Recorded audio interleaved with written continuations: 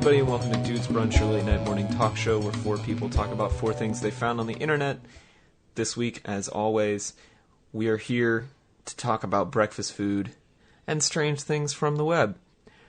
I'm going to start, as always, with Tyler Reed. Tyler, how are you? What did you have for brunch today? Hey, everybody. I'm doing just fine.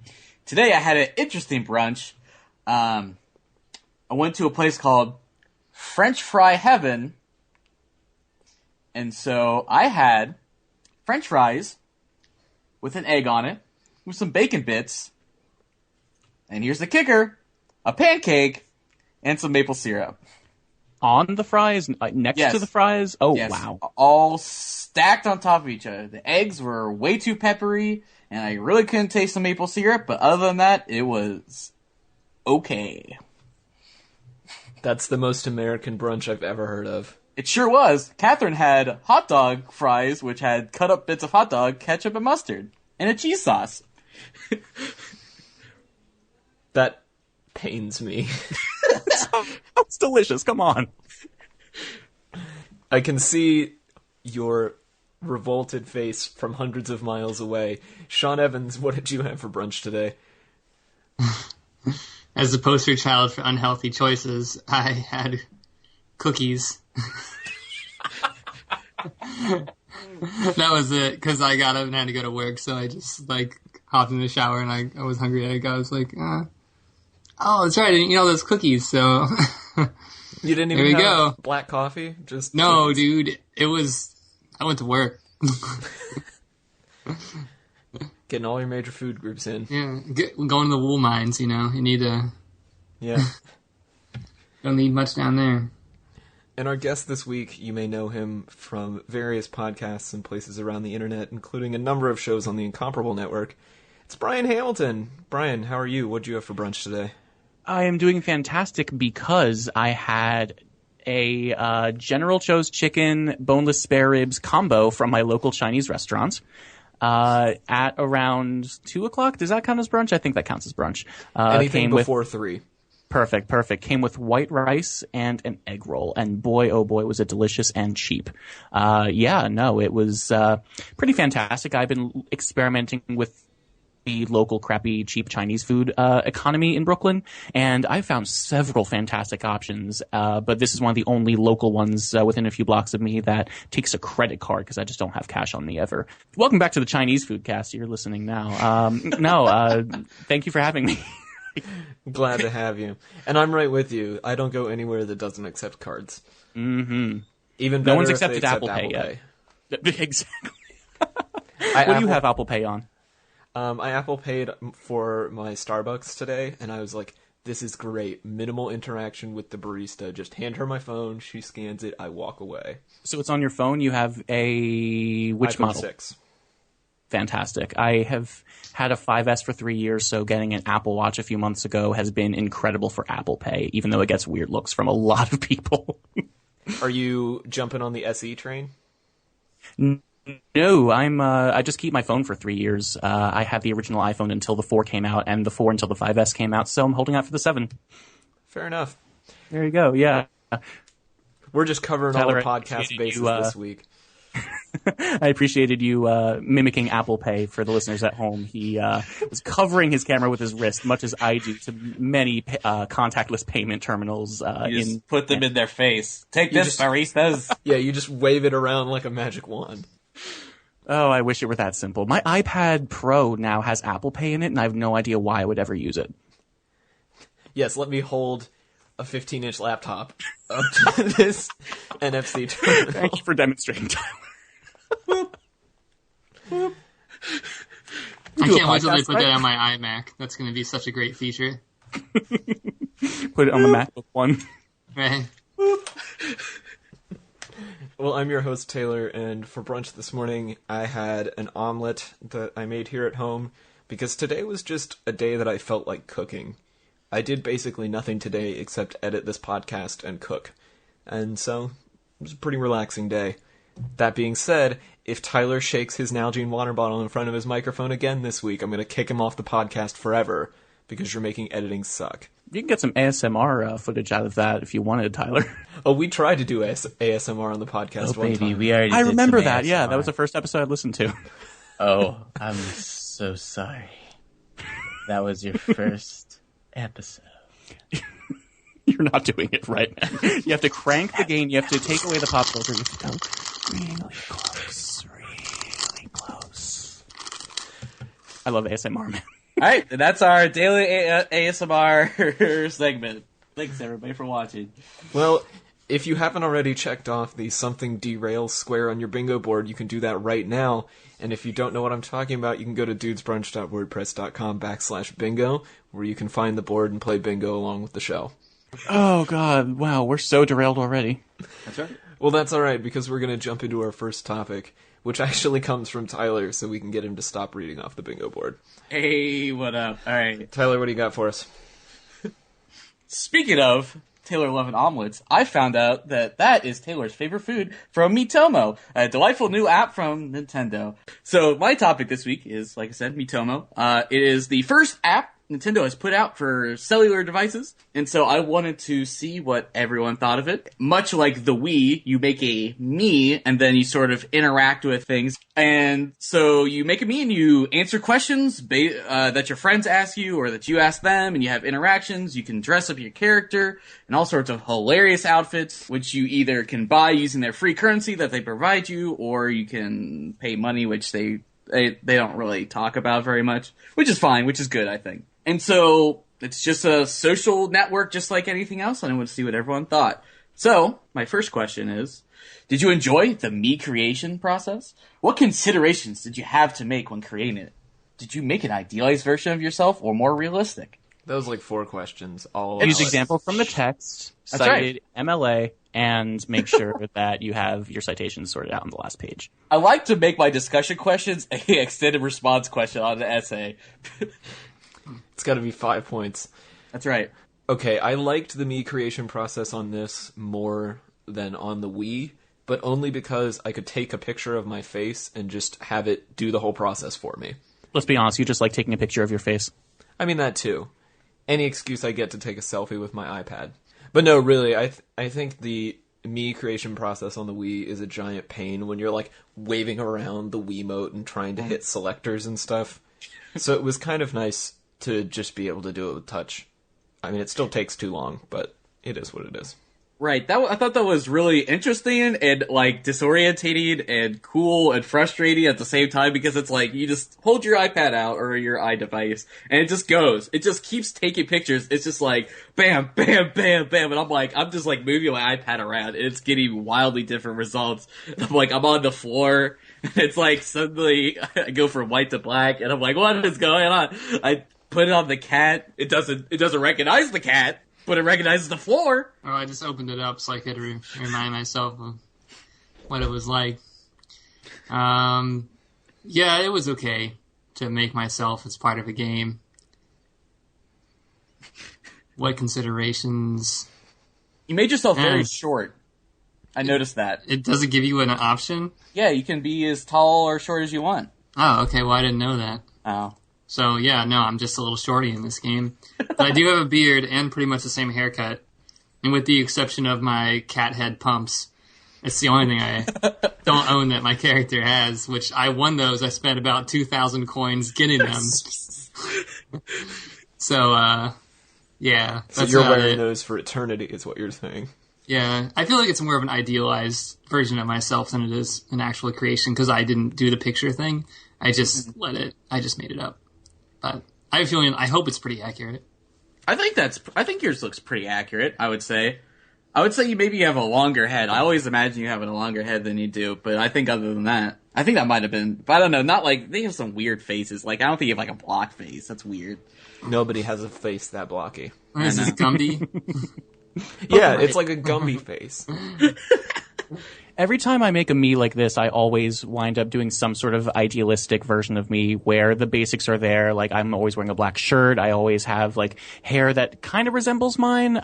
And then a very simple face with maybe, like, a smirk and blue eyes. Like, that's the most I do. Right. I have friends that really go crazy and make really, really weird me's every time that they have the opportunity to, where they, like, I remember on the Wii, there was this thing where, like, a field where you could say the creator of this me. And my brother had several different me's for all these weird, like, Mr. Poppylock face and things like just weird stuff with all the weirdest add-ons you could do, and it made no sense to me. It was like, I just want some kind of representation of myself for a game that requires it. Speaking of that, I felt like since they're basically using the same me's from the Wii, they haven't really updated any of the hairstyles, and so, like, the male hairstyles are, like, not up to date with, like, contemporary trends, so I'm like, none of these are my hair. Alright, so, did you find the Me Drop game, an interesting way of getting exclusive items? What about the clothes shop? Any clothing items you found interesting? Those are some great air quotes there, Tyler. Me Drop sure is a game. Much in like the this sense is that social you're network. just playing Plinko with a me, and you win stuff that doesn't exist. It's not gambling, Taylor, because Japan wouldn't allow it if it was gambling, okay? You get prizes for it. No money. Fake money, but not real money. Right, and fake prizes. So, Taylor, did you get anything out of the... I did, yeah, and it was all garbage. Like, such as? Like a hat that makes you look like you're a baguette. Okay. And I also got some cat face pumps. Good. The easiest ones to get, apparently. Yeah, I think I got the the shirt with the toast on it as well. So, Taylor, what were you aiming for when you got a baguette head? I wasn't aiming for anything. It's Plinko. You can't aim. Well, actually, there's already videos online that are like, this is how you get this. Sean, I know that you hate any sort of game that involves vanity items for digital characters. So, how much did you hate this? Is that true? No. Really? I hate any game. No. That's fine. I like customizing things. I hate any game that requires you to connect it to any other thing, social media wise, in order for you to play it. I haven't really gotten the point of having a social media app that needs you to connect to other social media apps to be social on it. It doesn't make sense. And there's a lot of that in confuses this. me. Right. I mean, I don't mind, but I see the point and I understand why. I like my avatar though. It's fun. I like to create the little pictures and send them to my girlfriend. She gets a kick out of it. So yeah, it's worth it. All the me photos, which is my favorite part. I guess what I kind of almost want to talk about is that there's a lot of very feminine clothing items. And I was like, well, fuck it. I guess if I get a cat skirt and cat pumps and a cat hood, I might as well wear them. I mean, I'm like, I suddenly felt like I wasn't sexually awakened, but I was like, yes, it's okay to wear a skirt because it's a video game. I remember when the original Wii came out, there was a lot of all the gender-specific stuff was sequestered to each gender, and it was like, come on, guys, you can do better than this. And I'm glad they did for this, but it makes me really happy that they were able to, I mean, I have more of a larger point about Nintendo and where they are right now later after we go through the discussion topics for this because there's not really much of a place for it. However, oh, there you go. You look nice. That's right. I'm a sexy little baby. Put that in the show notes. It'll be in the show Don't notes. put that in the show notes, but put some of the screenshots in the show notes, I guess. So what Tyler is showing us on his webcam is the app allows you to share me photos, which are like selfies with your avatar. And, of course, Tyler is making all of his very, I guess, as mature as they can be. Let's put it that way. They have a very sexual bent to them.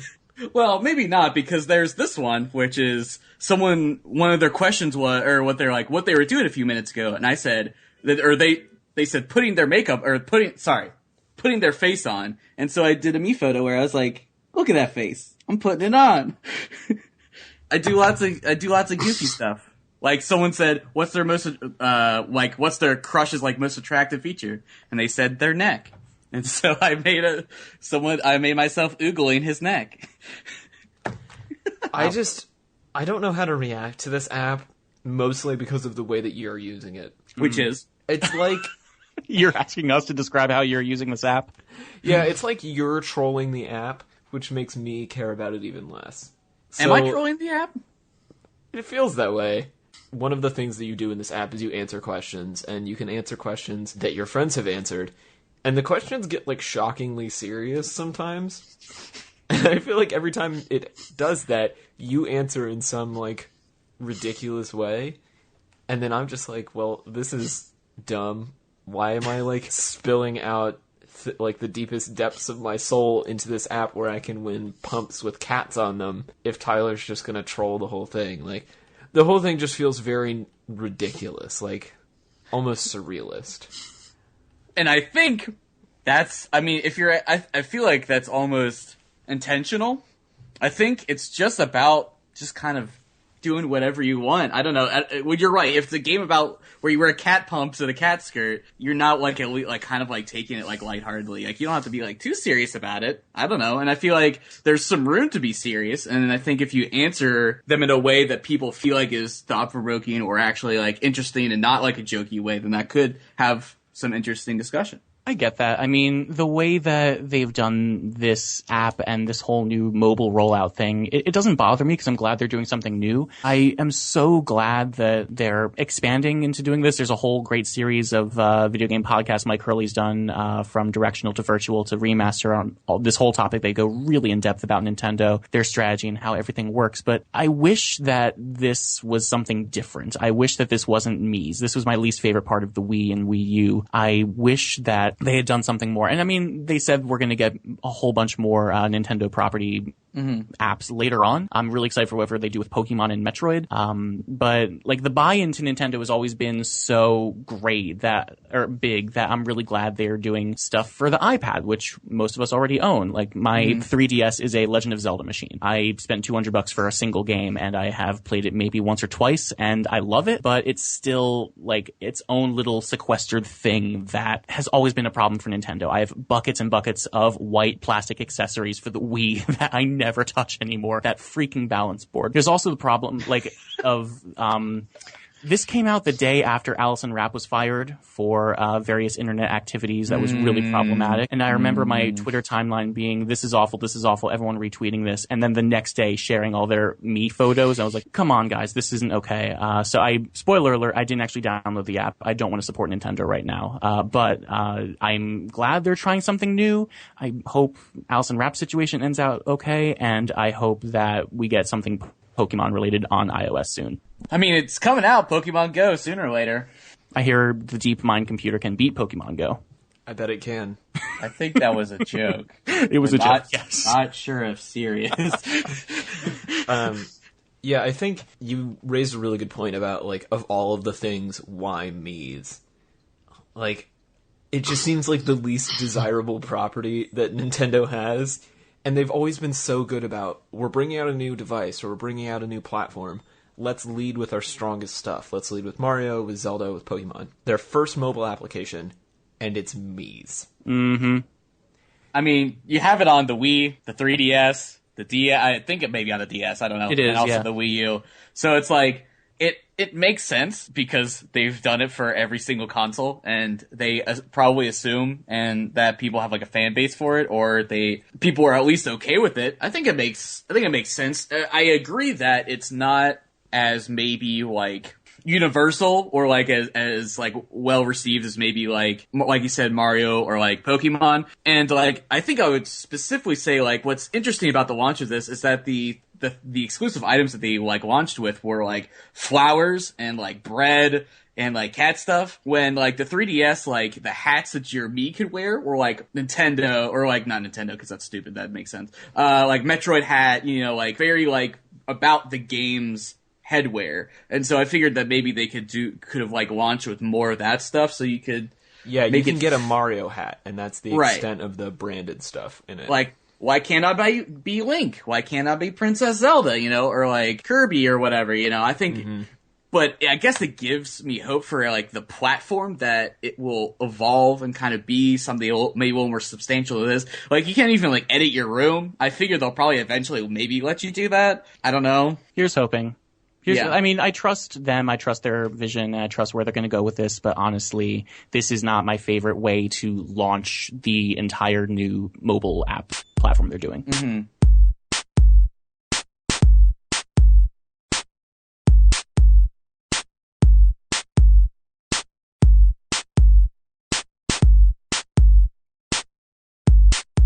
All right, our second topic this week comes from Sean, who's continuing our discussion from last week about what we order at restaurants. Sean? So, like Taylor said, as a continuation of some material that got edited out last week, I don't know how much was left in because I haven't listened to the entire podcast yet. I got kind of on my soapbox about ordering water at restaurants and how I never do it. So I said, you know what? Let's talk about this. This will be a good examined life kind of thing. I posted the guys some articles to read. They gave a bunch of different opinions. They'll be on the show notes. Everybody can check them out. Some of them were for, some of them were against. Some of them talked about charging for water. Others talked about, why water is so prevalent. There's a bunch of different evidence going on for and against water. So my first question is, do you guys order water? And if you do, or you don't, why? I don't like anything other than water and booze, and I'm not going to order booze at brunch. So, yeah, I just get water and every so often coffee. I'm not a fan of getting soda at restaurants just because that's not what I like to do at restaurants. I make sure, I go through so much water at restaurants, and I understand that's a big part of a lot of these articles when it comes to having a person come by and refill your water glass 10 times, and that doesn't affect their tip. So for me, it's all about, I don't like anything other than water and booze at a restaurant. Yeah, I feel pretty much the same way. I will very rarely order an iced tea, but for the most part, I'm either drinking water or I'm drinking alcohol. And so I just try and be conscious of, if I'm ordering water, I make sure that, I'm aware of how many times a person's coming back and refilling it, and that factors into my tipping and everything. But I'm not about to, order a drink that I don't want just so I don't look cheap. Just bring me a pitcher. I'm going to drink all of it and probably another one. Because, after every bite or every round of food, after I have a bite of everything, I'm going to drink. I want water. Taylor, you mentioned something about not looking cheap, and I feel like so much of restaurant culture, for me at least, when I'm going out with friends, is not wanting to look cheap. I'm the person that always orders something smaller and less than everyone else, and when it comes to split the bill, it's difficult because I end up paying more than what I actually got. That's led to some very awkward situations, and I've been trying to stop that, but I'm not a fan of that kind of social aspect of going to a restaurant. Yeah, and I think water plays into that significantly. I was out just having drinks with some friends last night, and there was a certain point in the night when people started switching to water, and the people who could walk home and didn't have to drive were like, no, let's keep buying rounds, and we're trying to buy us shots and trying to keep everybody drinking, and I'm like, the social pressures of this right now are really kind of ridiculous, because A, I don't have the money to keep buying expensive shots, and B, I need to drive home. So, I agree, it's not okay. I always order a drink when I go out just because of that situation. And I try not to drink, with the exception of tonight on this podcast, I try not to drink soda at home. So when I go out, I know I'm going to spend the money. I'll just add another $2. That's all right. I don't usually get it. So let's make it a little bit more special and have something nice just with our dinner because it's not a big deal. So I don't necessarily see it as being cheap because I'll also ask for water. If I get a beer or coffee or tea or soda or something, I'll probably still get a water. Just because it's nice to have something it's like a palate cleanser more than anything else. When I go out, and even if we split the bill, I'll still get something to drink. I try not to pick the cocktail that costs $13, but it's not going to stop me from getting, a beer that costs $5 or something. It'll be all right. You're I out would with feel friends, bad you when I can order a celebrate. Pabst. Oh, don't feel bad. I was just about to say, you should never feel bad about ordering a PBR, no matter how fancy the restaurant is. Mm-hmm. So my next question is, what do you guys think about? This is going to be weird because you guys already answered, but I'd be interested to see if everybody agrees on this one too. Is it inconsiderate to order water, especially particularly in like a tipping circumstance? Is it inconsiderate to order water? I don't know. I think that's a complicated question. I think it's inconsiderate to ask if it's inconsiderate if me ordering water is a problem. I think that I had never even thought about this. Yeah. No, I agree. I agree, Tyler. Like, I never even thought about what it means for the wait staff to just order water when, like, full disclosure, I've never been a waiter. But I have worked counters at cafes before, and while my pay wasn't entirely tips, I did get tips. And it never even occurred to me that getting something that is effectively free would affect the tips of people bringing it. And I don't know. I know it comes from a very privileged position to say, oh, I don't think it matters at all. Water, I just want water at a restaurant. But I never even considered how waitstaff feels about them bringing me something that's not going to get them any extra money. Yeah, that's kind of the challenge of it for me as well, is that I've never waited tables, and so it's not really something that I think about. And I know that I'm not the most generous tipper either. I mean, I do it because I understand that it's like a economic necessity for these people. I don't necessarily agree with the way that our wage structure is built in this country that requires tipping, but that's a whole different podcast. I think I'm bringing that up later. Don't worry. Yeah, I think there's actually a really lengthy Planet Money about that. If I find it, I'll put it down in the show notes. But yeah, so I don't know. I guess I'd never really considered it either. It's annoying to me to think, like, one of the comments in one of the articles Sean sent us was a response to somebody saying, why would you tell me what to order in a restaurant? This is so inconsiderate of you. And, like, yes, but at the same time, try to, think about the other people. It's basic empathy. But I'll just give you more money. I'll just tip you. I'll just tip you normally. I'll just give you okay, it's fine. I'll just tip an extra $1. There, it's covered. It's fine. It doesn't bother me. Make me pay $2, whatever. I just don't want to have to drink soda. See, this is the conundrum though, because when you read the articles, a lot of people say like they order water because they feel like they're getting upcharged unfairly for having a soda or having some other kind of drink. So that's why I feel it's so weird when you say like, I'll give you an extra $1 or $2 in your tip, but I don't want to order it. And I understand that you don't like that kind of stuff, and that's perfectly okay. It's just, I feel like water is this really interesting liquid because it forces us to think about wage disparities, and particularly the way that waiters get paid, because you can't ignore this because it's something that is provided by a server who does work to do it for you, but you don't pay for it. It's like this weird middle ground. That said, when I go to lunch sometimes, I'll get water. But regardless of what happens, even if my waiter is an absolute idiot and forgets about us, I still tip them 30%, at least. Wow. That's not wow. Generous. That's something you should be doing all the time because they make garbage money.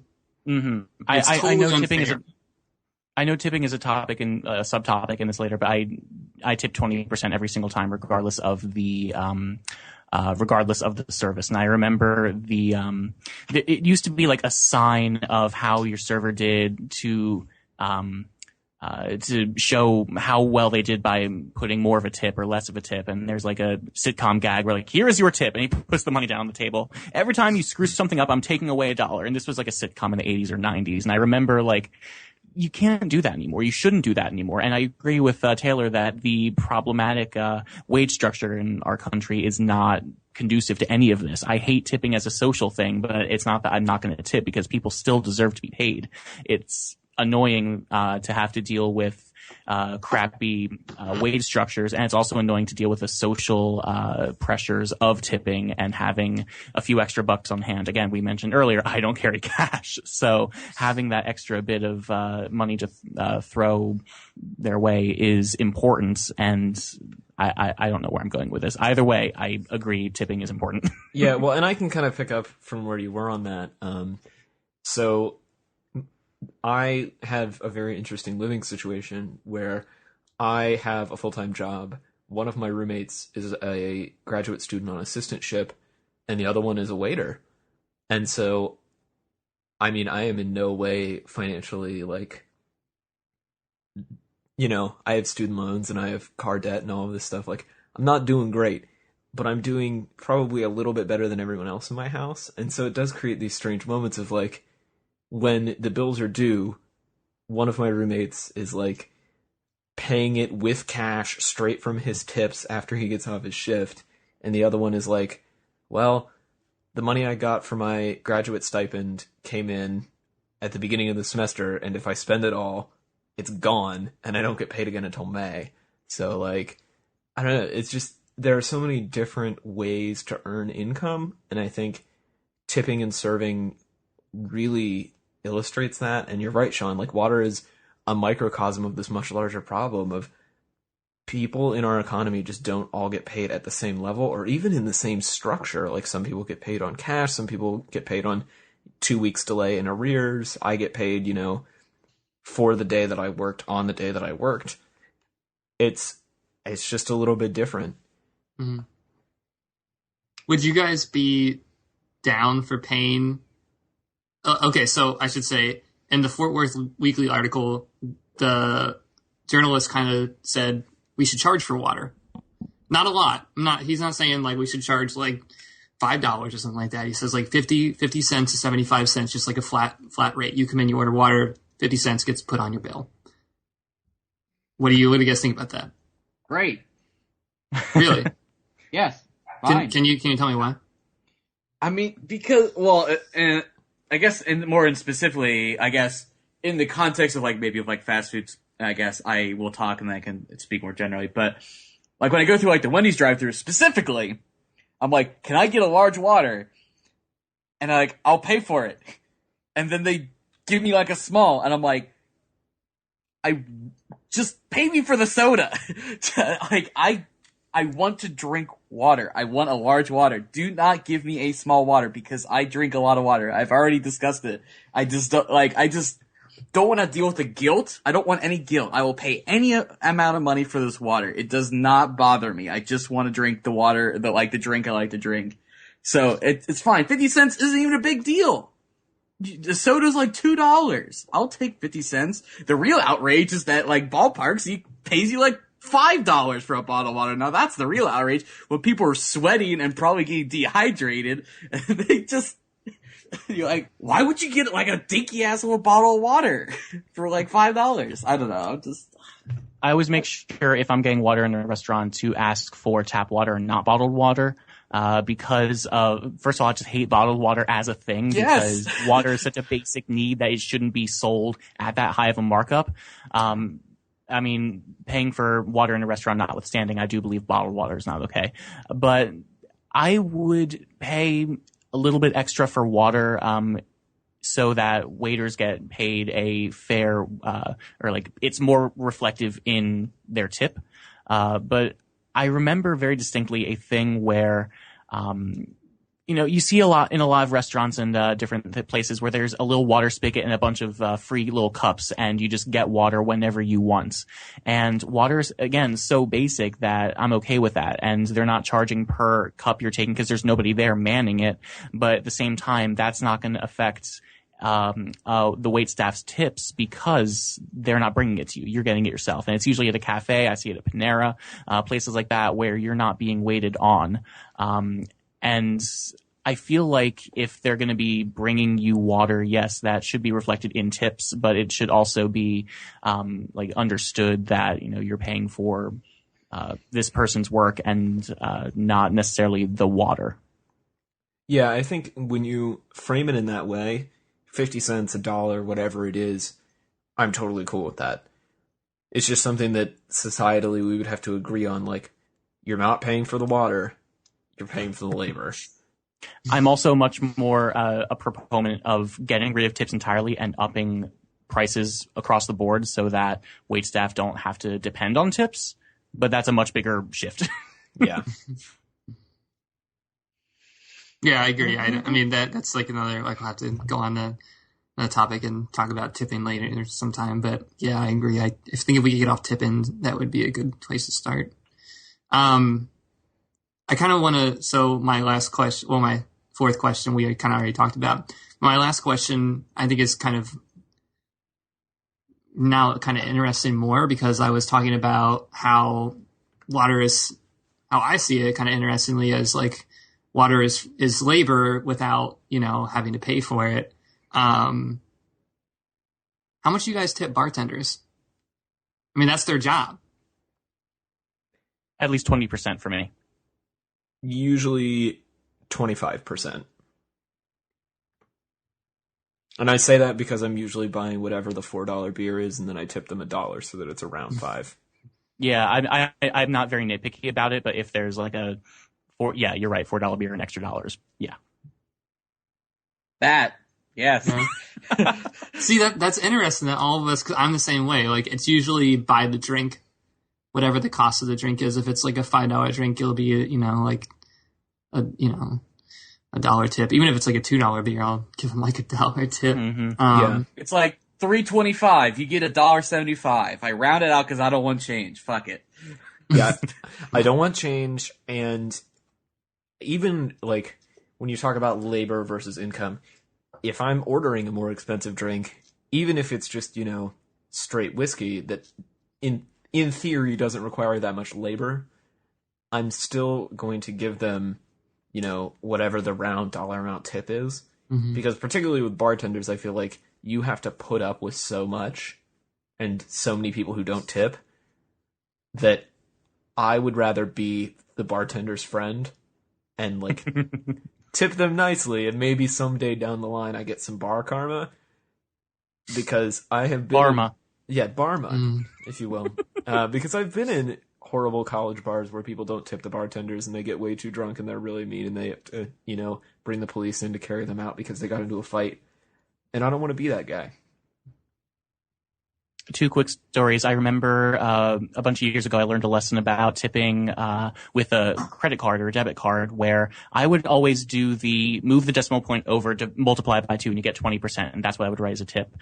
Someone told me not to do that precisely and round to the nearest dollar, because no one's going to go in and like fish out however many cents it is to make it perfectly 20%. And, back in high school, that's what I did. And then someone told me not to do that. And that's been something I've been not doing for a while. Second, I went to a bar with some friends a few weeks ago, and we were at least 50% of the patrons in the bar for this one group. It was after a big show, and somebody tipped the bartender, I forget how much. It was a obscene amount for us to take a run at the place. And there were people dancing on the tables and on the pool tables. And like, we convinced him to plug in an iPhone somebody had brought for the music, crank it up louder than it really should have gone. And I was like, seriously, we're not being kicked out right now? I was like, someone tipped him a pretty good amount. I was like, oh my God, wow, this is a lot.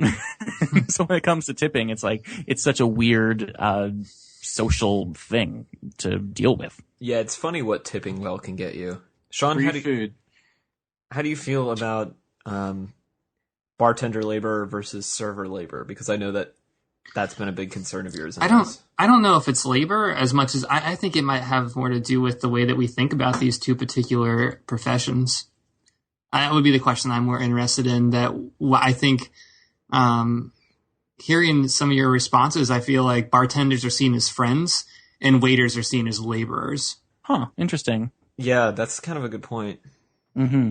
That's the perception that I get. And I see what you're saying, because I'm like kind of decoding this myself, trying to think about, you're right, because when I think about a bartender, I'm like tipping him because I'm like, yeah, like they're fun people to be around, they serve people drinks, this must be nice. But then, everybody can remember a time where they, you've been out with somebody, you've heard somebody say like, that waiter or waitress was terrible. You can just read the comments on any of these articles and you can find somebody who has a chip on their shoulder for the rest of their life after they went to some generic restaurant where they had a waiter that didn't do something right for them.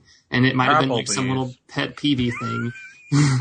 So I don't know. That's what I'm kind of curious. And that's the question that I'd rather look at than say like, why do we think about these people as different?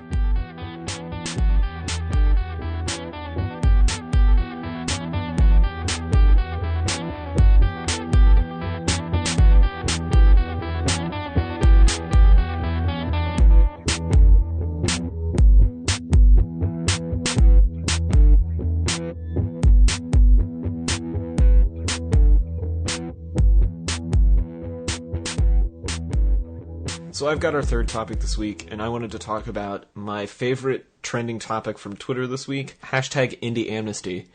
And apparently, we're going to make this into our own little yes, yes, no segment, because some of our panel understands this and some of them don't. So, Sean, do you understand what IndieAmnesty is? Yes. Tyler, do you understand what IndieAmnesty is? I'm going to say no. just so our guest doesn't feel bad. I guess I kind of gave it away. Brian. Are you going to make me say it? Do you understand what IndieAmnesty is? No. It's okay. I read all the tweets. I read all the articles. I couldn't piece it together. It was a very weird trend. So, IndieAmnesty was people asking for forgiveness for their sins against indie culture.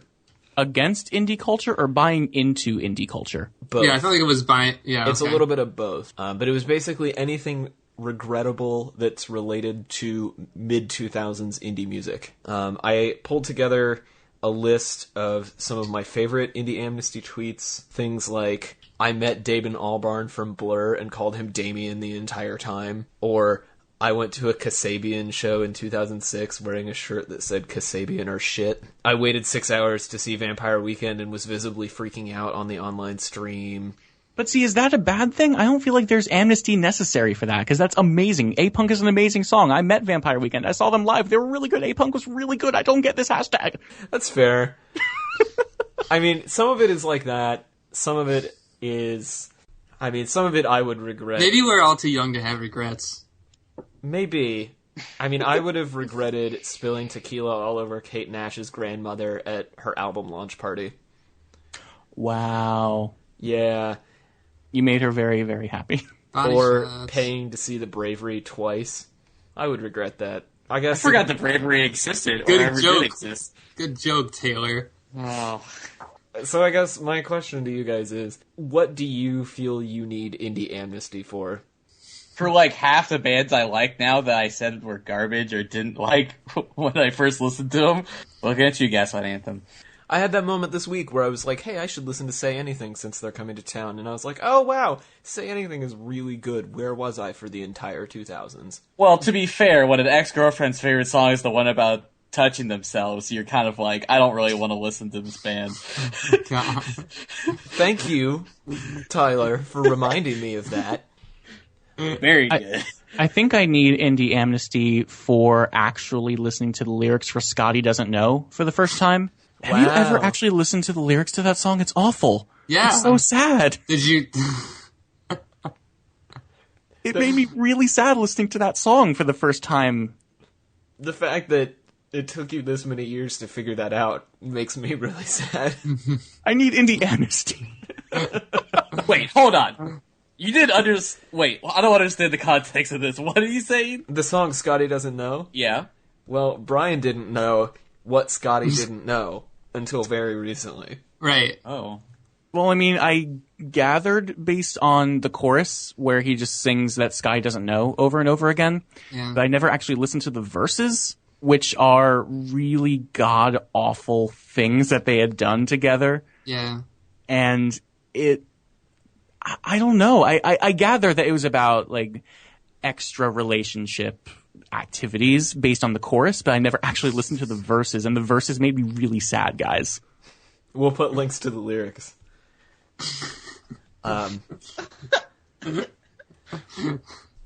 Tyler, what else do you need IndieAmnesty for?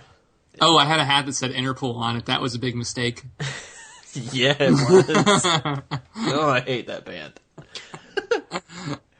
Oh, I okay. mean, This is something I really need.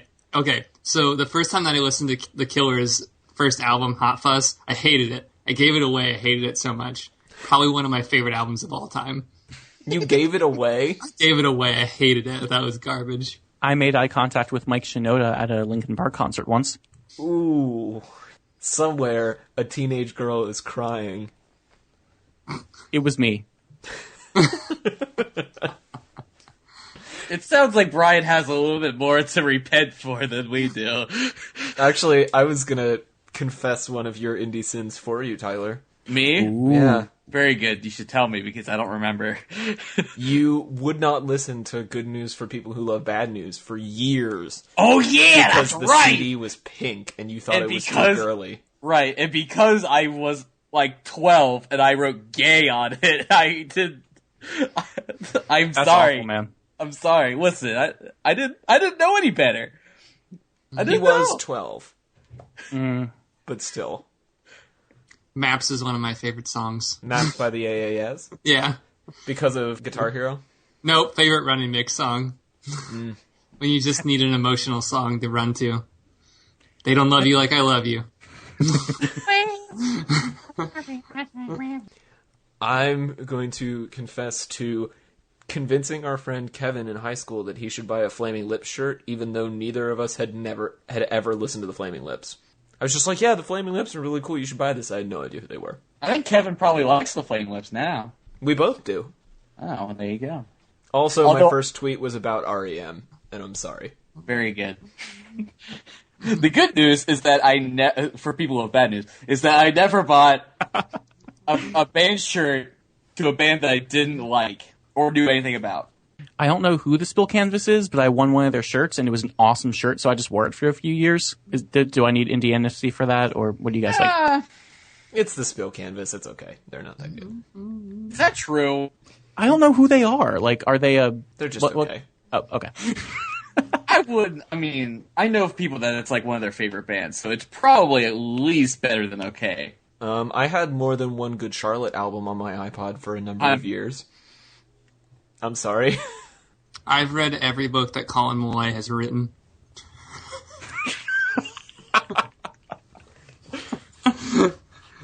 You're so Portland. You even read hipster children's books. Dream of the 90s. It lives in a magical forest inside of my head. So This is actually really fun and very cathartic. I didn't like Blink-182 because one time at scout camp, somebody that I looked up to said that they were trash because they used to be punk, but now they weren't punk anymore.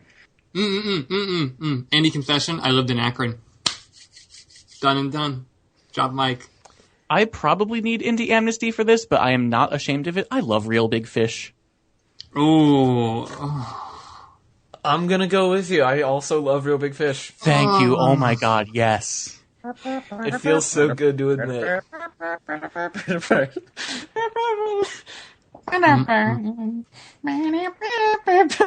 It's mostly because... So their studio albums are not that good, but they put on one hell of a live show. Their live albums are also phenomenal. Their live album is better than their studio albums. Yeah, it's the only one I still own. Just like Matt and Kim. They are very good too. I said it. I like them.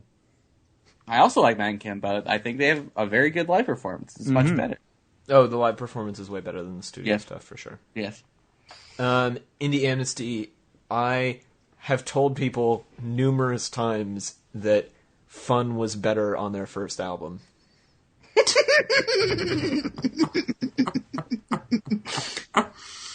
Well, let's be honest, it's probably true. It is true, but I still feel like a prick every time I say it. But it's true. It is. Some nights it's just so bad. My prom song was We Are Young.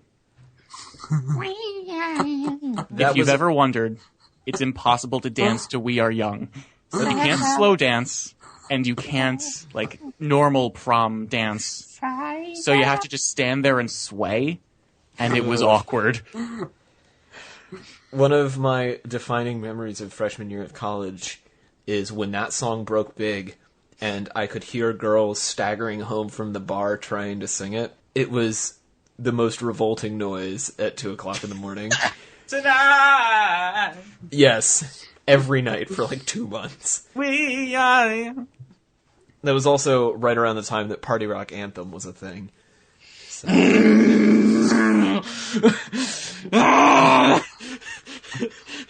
I sat through a LMFAO set at Bamboozle in New Jersey to be front row for 30 Seconds to Mars immediately after. I'm sorry. You need more than IndieAmnesty for that. Like real amnesty? Probably. the big question now, though, is if we had to pick, what would be the 7 deadly sins of indie? Well, clearly, if there was an indie Jesus, it would be Beck. So using Beck's name in vain would be a cardinal sin. Back. Selling out.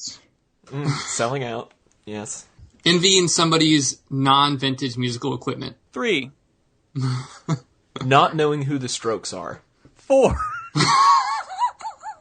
Not accepting that In the Aeroplane Over the Sea is the best album ever conceived? 5 and 6. How is that 2? Because it is the greatest album ever recorded. And making it through Casimir Pulaski Day with dry eyes. I think what I've learned from this segment is that none of us were truly alive during the time that they're referencing for IndieAmnesty, but we sure as hell are trying to be. We all LMFAO and 30 Seconds to Mars, Tyler. That is not what they're referencing, but that's fine. I think the point is we all just want to go back to the mid-2000s because the 90s really ended in 2005. Right. Well, we had to be like in our 20s when like Jack White was in the White Stripes still, so. It's okay. I feel like we can still be indie now that Jack White is in the Dead Weather. Hey. Oh, he's been in the Dead Weather. Okay, Jack White is my favorite musician alive right now, and I have almost every single album he's been a part of downloaded to my phone. Yeah, I feel like disliking Jack White should be pretty high on the indie sins list, too. We can replace one of the In the Airplane Over the Sea ones With not disliking liking Jack White. You're just not allowed to. You have to like him. Mm-hmm. Well, I'm glad that we got a little bit of catharsis from our confession. Based on all of your sins, I suggest 1 Hot Fuss and 2 Aeroplane Over the Seas for everyone. Wait, what would And an indie confessional look like? Describe it to me. okay, have you ever seen Carrie with her sin closet with Jesus sobbing with the really dramatic close-up? Have you ever seen Carrie? Yeah. You know what I'm talking about? Yeah. Now, imagine Damon Albarn with Jamie Hewlett art scrawled all over the walls of Murdoch and 2D, all over. And then 9 Inch Nail not 9 Inch Nail stickers, Stroke stickers. And like one of Jack White's Inside Out ridiculous hologram records playing. So, for me, it would be the scene towards the end of the Royal Tenenbaums where Owen Wilson's character is standing on the roof with the bird. You just stand up there alone with your falcon and confess your sins. Go, Mordecai! And you send them away with your falcon. Or the 10th scene in the Royal Tenenbaums where Ruby Tuesday is playing on a little toy LP or a turntable, and it's in the middle of a like kid-decorated ballroom. So basically, IndieAmnesty is just the emotional breakdown scene from any Wes Anderson movie. That's right. Or Helga Pataki's shrine to Arnold made out of gum. I think that My beloved.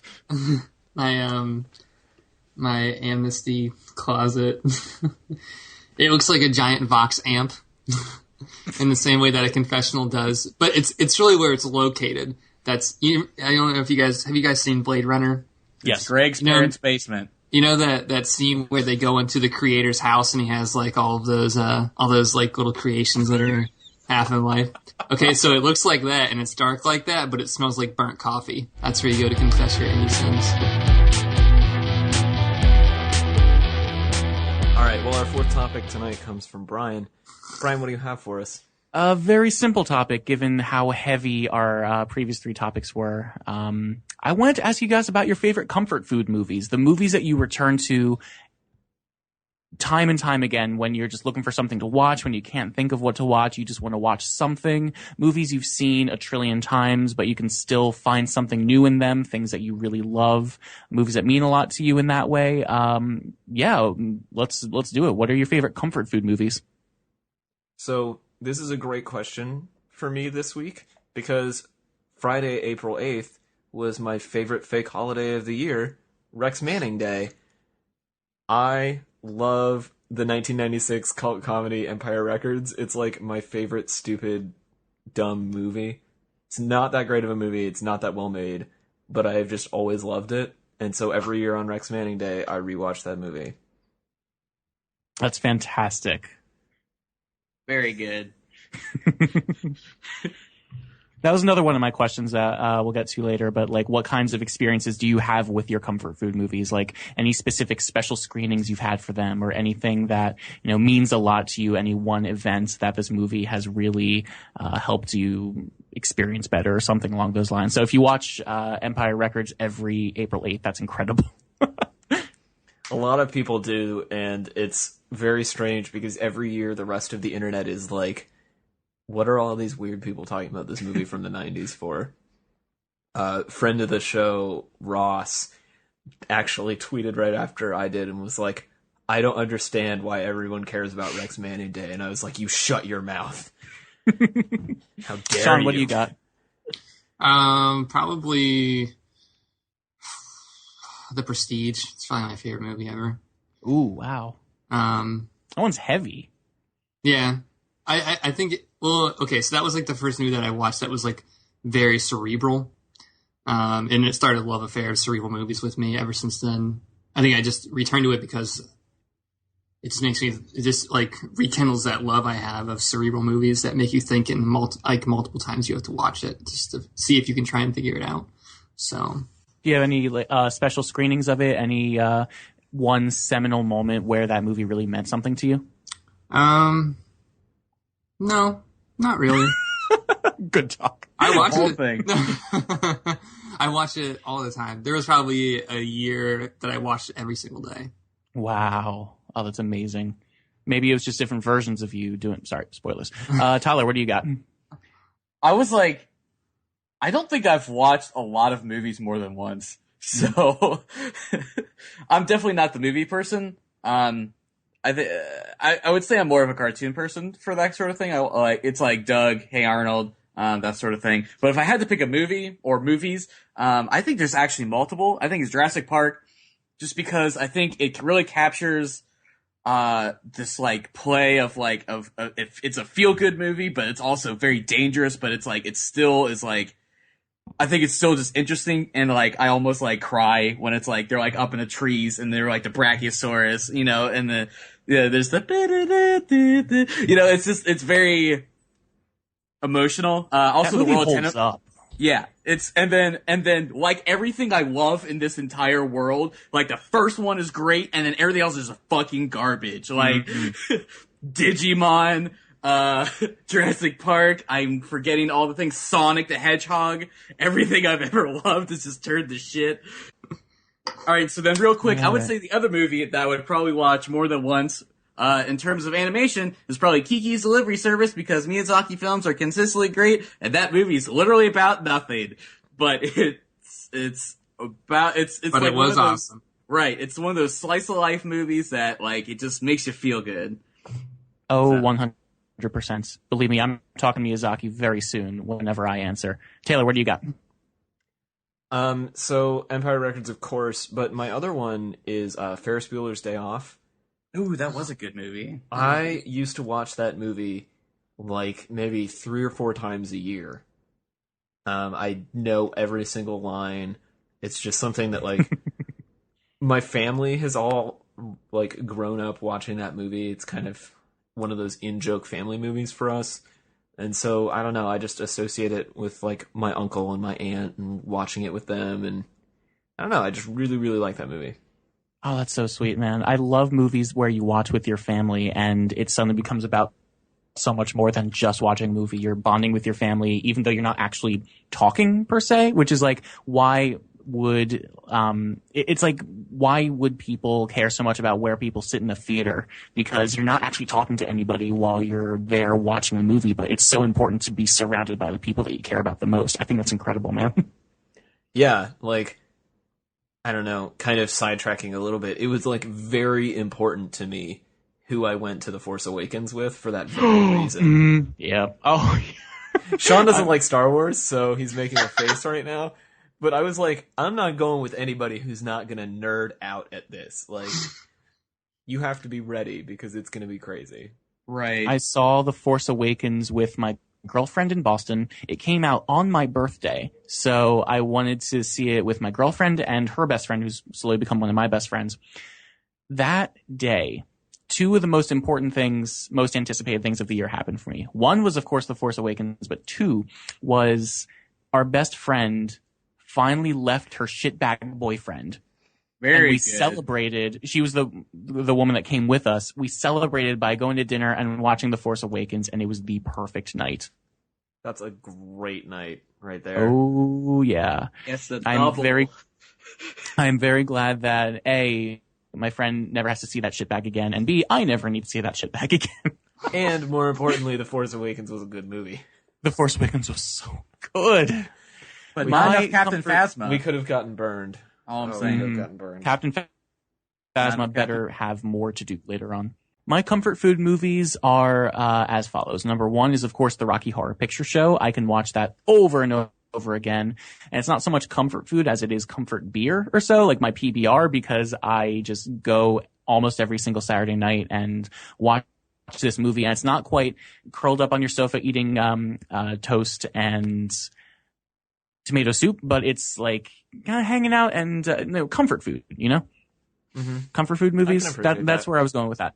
But Rocky Horror for me is very much like I can watch it anytime. I've spent every single Halloween for the past 4 years watching it, and I've seen it so many times. Along the same lines, Repo, the Genetic Opera, is one of those weird musical fun movies that I could watch over and over again. And I have so many very special screenings of that movie I've seen with the director, with amazing friends. Showing it to my girlfriend for the first time was really important to me. We saw it with a shadow cast. They never do shadow casts for that, but they do amazing stuff there. What else? We mentioned Miyazaki earlier. My Neighbor Totoro is a movie that is, again, ostensibly about nothing because there's such fantastic little slice of life movies that are so whimsical yet so down to earth. I have a little stuffed Totoro on my bed right now. I love that movie so much. I can watch it anytime, literally anytime. My other big ones are The Princess Bride, which I have seen so many times. My parents introduced it to me. It was one of their favorite movies when they were geeks like me. And they introduced it to me when I was very, very young. And that movie has made such an impact on me just because it was one of the first cult movies I had seen. Movies that are, this one is universally loved, but it's not like, smashing records. Like everyone has seen The Princess Bride and everyone's like, yeah, The Princess Bride, that's a really great movie. But that one I can quote verbatim.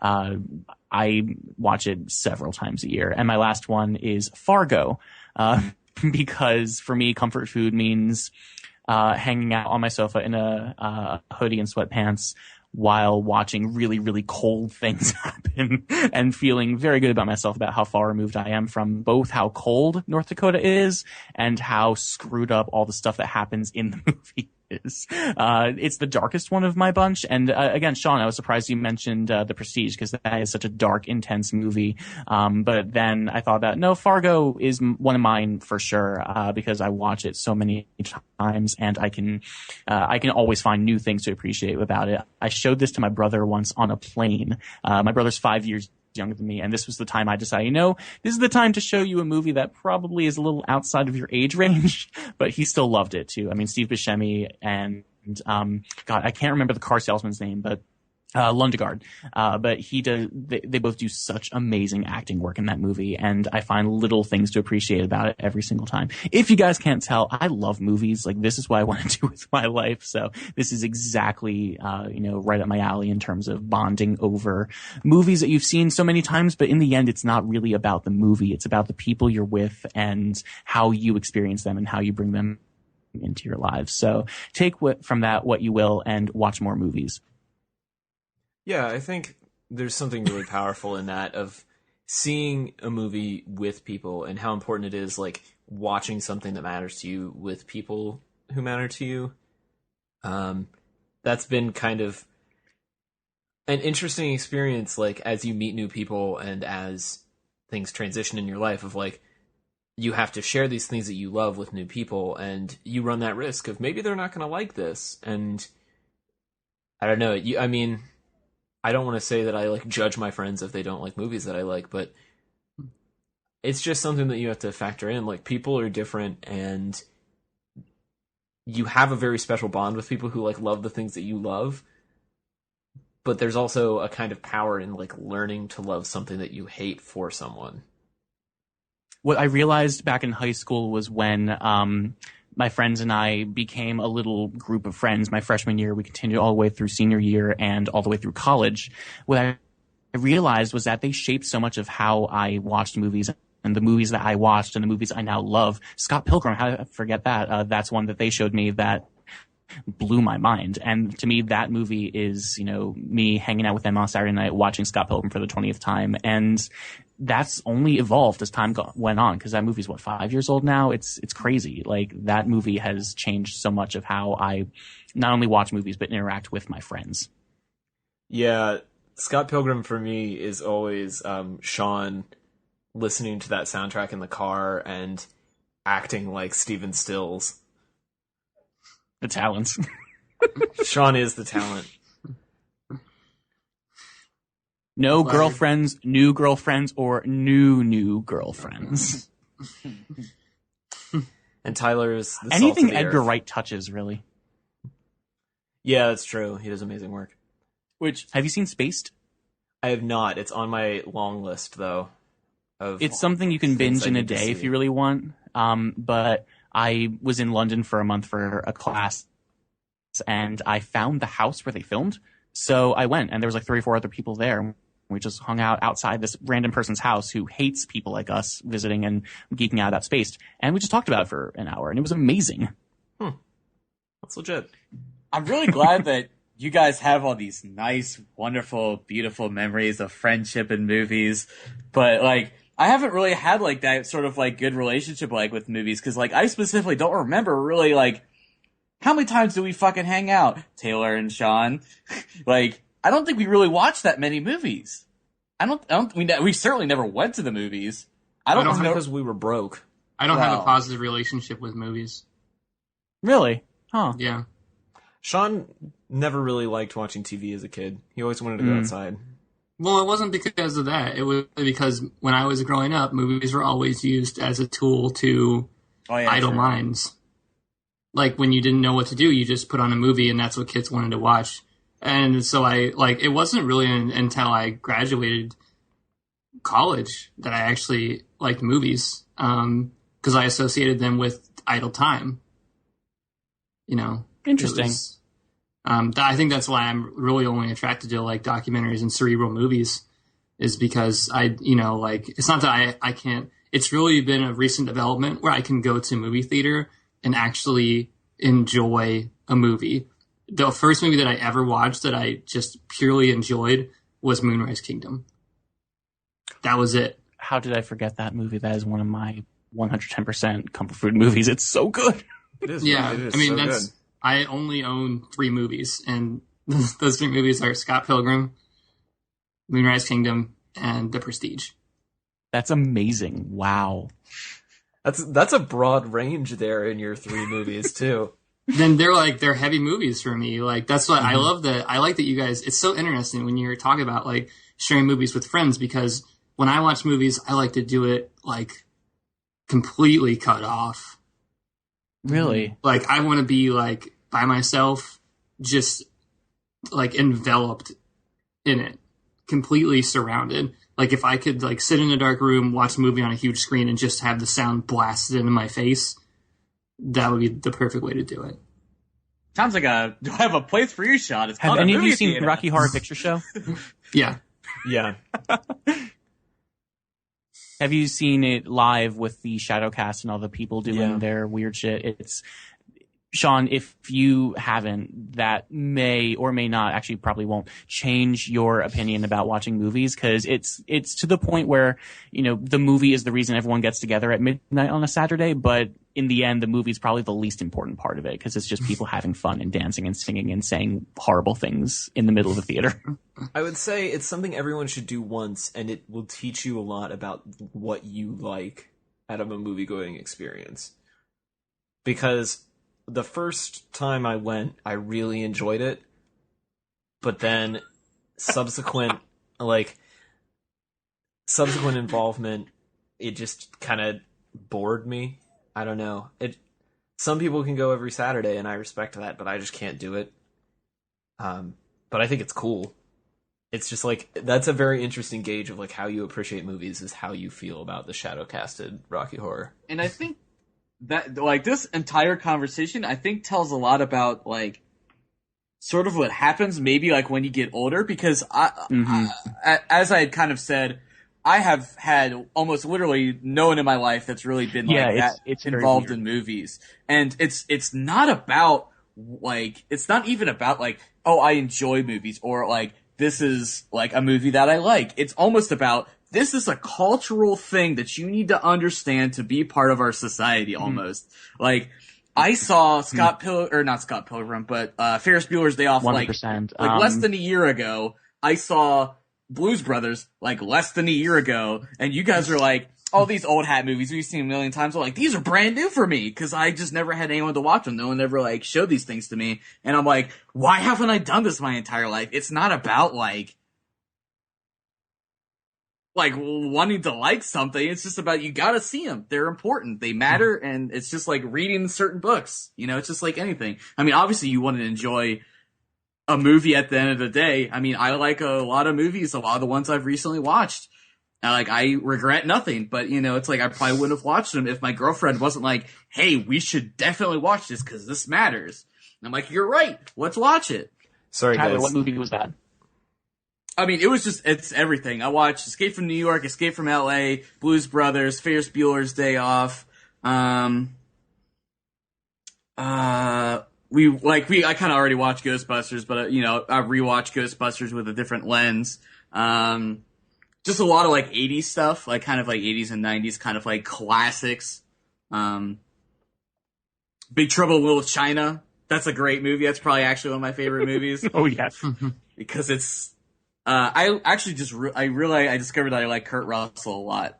So this became a really interesting conversation about how we watch movies. But no, thank you for telling me about the movies that you can return to again and again, and the things that really keep you Andrew's well-rounded human being. Very good. Oh my god, V for Vendetta's on Netflix.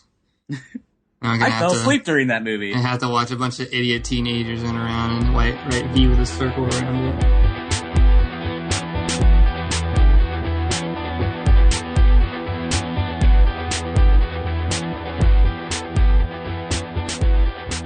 Alright, and it's time to end the show the way we always do, with a round of shameless plugs. We're going to start, as always, with Tyler. Tyler, what do you want the people to do this week?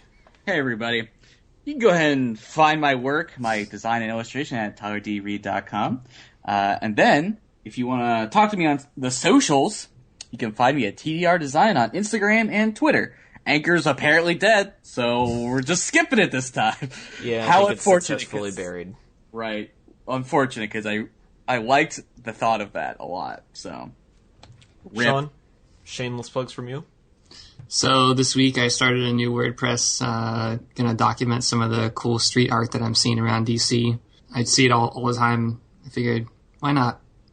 Haven't been doing much on the internet lately. So, check that out. We'll post a link to it in the bottom. Other than that, you can find me on Facebook and Twitter.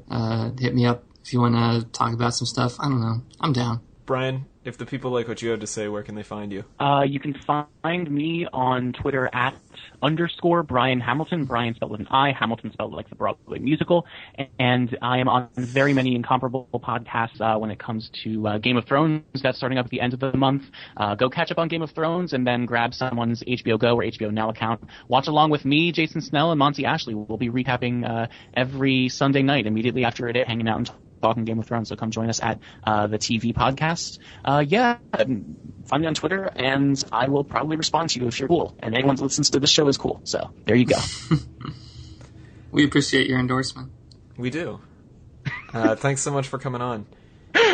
Yeah, no, thanks for having me. This was a blast. I mean, this was the best way I could have spent a Sunday night, so you guys are awesome. Thanks. Well, if you want to follow me on Twitter, you can do that at TC Olmstead. You can follow the show on Twitter at Dudes Brunch and also like us on Facebook. If you really like what we do here and want to give us an iTunes review, we would appreciate that as well. Other than that, we'll be back next week with more brunch. Thanks, everybody.